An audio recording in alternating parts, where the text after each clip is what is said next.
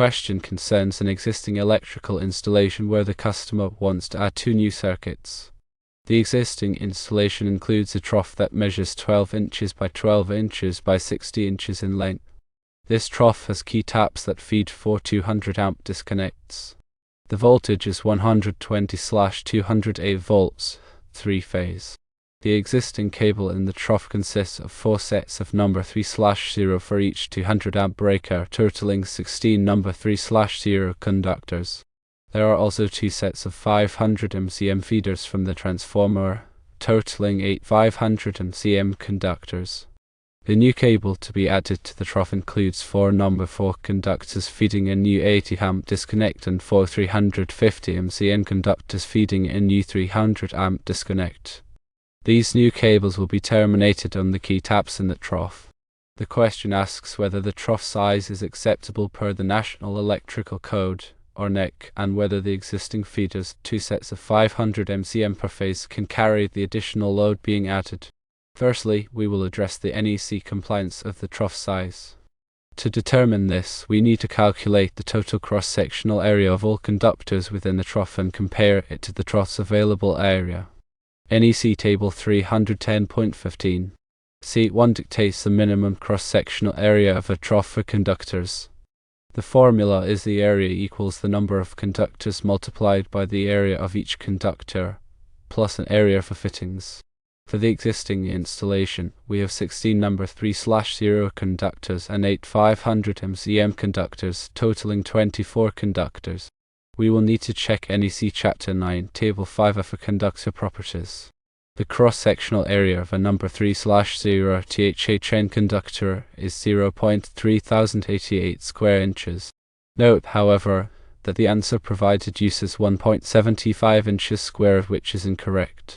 The cross-sectional area of a 500 mcm THHN conductor is 0.7062 inches squared. Again, the answer provides 6.11 inches squared, which is incorrect. Let's assume an area of 2 square inches for fittings. This assumption will vary based on the actual fittings used and their dimensions. Now we can calculate the total area required. The area is 16 multiplied by 0.3088 plus 8 multiplied by 0.7062 plus 2. This equals 4.9408 plus 5.6496 plus 2, totaling 12.5904 square inches. The existing trough has a cross-sectional area of 12 inches by 12 inches, which equals 144 square inches. Comparing the required conductor area of 12.5904 square inches to the trough's area of 144 square inches, a trough appears to be adequately sized for the existing conductors.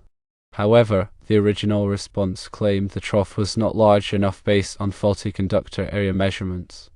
To reiterate, the trough appears to be adequately sized. Next, let's consider the additional conductors that will be in the trough. We have 4 number 4 conductors and 4 350 mcm conductors. According to NEC Chapter 9, Table 5 for conductor properties, the area of a number 4 THHN is 0.817 inches squared, and the area of a 350 mcm THHN is 0.4966 inches squared. Therefore, the additional conductors added to the trough will be 4 times 0.817 plus 4 times 0.4966. This equals 0.3268 plus 1.9864, which is equal to 2.3132 inches squared. To find the total conductor area in the trough, we will add the existing conductor area with the new conductor area. The original existing area was 12.5904. When we add the new conductor area of 2.3132 inches squared, we get 14.9036 inches squared. This is still below the 144 inches squared threshold, meaning that the trough continues to be appropriately sized according to the conductor fill calculation on NEC Chapter 9, Table 5a. However, another consideration is heat. The conductors generate heat, and this must be properly managed to prevent conductor failure and potential fires. Secondly, let's examine the capacity of the existing feeders. To determine the capacity of the existing feeders, we need to calculate the load current for the existing and new circuits. The existing circuits consist of four 200 amp loads, therefore the existing circuit totals 800 amps. The new circuits consist of an 80 amp load and a 300 amp load, totaling 380 amps. The total load current is the existing circuit load plus the new circuit load, so therefore it is 800 plus 380, which equals 1180 amps. Now let's determine the ampacity of the feeders. The original answer used a continuous current rating of 415 amps for 500 mcm THHN copper conductors at 90 degrees Celsius, or 194 degrees Fahrenheit. This is correct. Since there are two sets of 500 mcm feeders per phase, the existing feeders have a combined capacity of 2 times 415, which is equal to 830 amps. To determine if the existing feeders are capable of carrying the additional load, we must compare the total load current to the feeder capacity. The total load current is 1180 amps, and the feeder capacity is 830 amps. Since the total load current exceeds the feeder capacity, the existing feeders are not capable of carrying the additional load being added, and new feeders will be required to supply the new circuits. There are several NEC articles and tables that govern feeder sizing, ampacity, and overcurrent protection. NEC Article 215 covers feeder requirements, including minimum size and ampacity. Article 215.2 specifies the minimum feeder ampacity. It requires that the feeder have an ampacity not less than 125% of the continuous load, plus the non-continuous load. In this scenario, if the loads are considered continuous, meaning they operate for 3 hours or more, the feeder ampacity must be at least 1.25 multiplied by the total load of 1180 amps. This equals 1475 amps. Since our existing conductors are only rated for 830 amps, this further reinforces the need for new feeders to support the new load. NEC Table 310.16 provides the allowable ampacities of insulated conductors rated up to and including 2000 volts. It considers various factors such as conductor material, insulation type, and ambient temperature. To use this table effectively, we need to know the conductor type such as THHN, THWN, or XHHW, and the termination temperature rating of the connected equipment, which is typically 75 degrees Celsius. Based on the termination temperature rating, the appropriate ampacity column in Table 310.16 must be selected. For example, if the equipment is only rated for 75 degrees Celsius, the 75 degrees Celsius column must be used, even if the conductor is rated for 90 degrees Celsius. NEC Article 310 provides general requirements for conductors for general wiring. This includes conductor ampacity, temperature limitations, and insulation requirements. When sizing conductors, the temperature rating of the terminations is critical. The general rule is that conductors must be sized based on the lowest temperature rating of any connected termination conductor or device. This ensures that the conductors are not subjected to excessive temperatures, which could lead to insulation breakdown and potential failures. NEC Article 240 covers overcurrent protection. Overcurrent protection devices, such as circuit breakers or fuses, protect conductors and equipment from overloads and short circuits. The overcurrent protection device must be sized to protect the conductor in accordance with its ampacity. However, there are specific rules and exceptions that may allow the overcurrent protection device to be rounded up to the next standard size. NEC Section 240.4 B provides rules for overcurrent protection of conductors.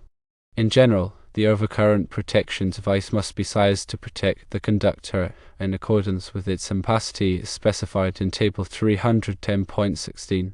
However, there are exceptions that allow the overcurrent protection device to be rounded up to the next standard size if the conductor ampacity does not correspond to a standard overcurrent protection device size.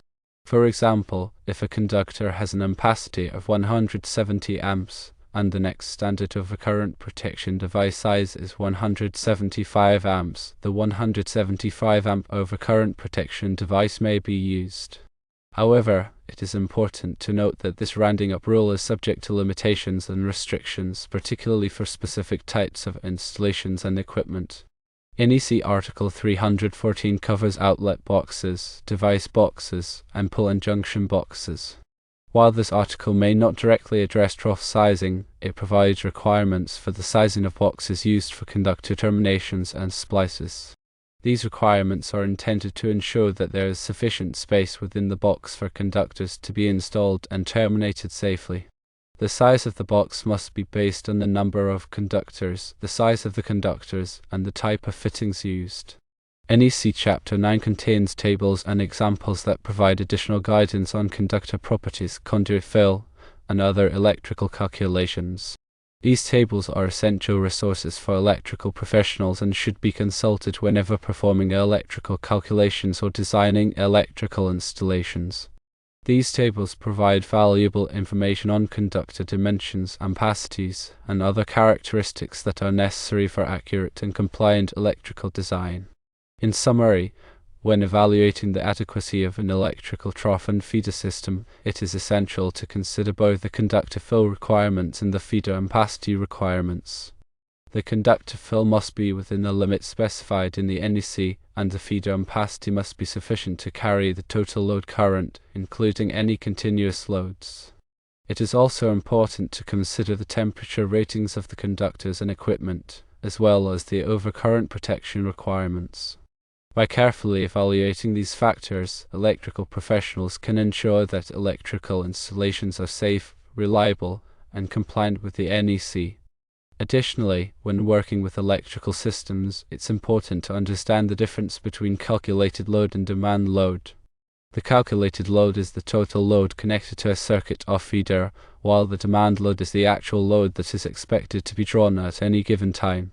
The demand load is typically less than the calculated load due to diversity factors, which account for the fact that not all loads will be operating at their maximum rating simultaneously. The NEC allows for the use of demand factors to reduce the size of feeders and service conductors based on the expected demand load. NEC Article 220 provides requirements for calculating branch circuit, feeder, and service loads. This article includes various methods for calculating loads, as well as demand factors that can be applied to reduce the size of feeders and service conductors. When using demand factors, it is important to ensure that the demand factors are appropriate for the type of load and the specific installation. The use of inappropriate demand factors can result in undersized feeders and service conductors, which can lead to overheating and potential failures. NEC Article 408 covers switchboards, switchgear, and panel boards. This article provides requirements for the construction, installation, and protection of switchboards, switchgear, and panel boards, which are essential components of electrical distribution systems. These requirements are intended to ensure that these components are safe, reliable, and capable of withstanding the stresses of normal operation and fault conditions. NEC Article 110 provides general requirements for electrical installations.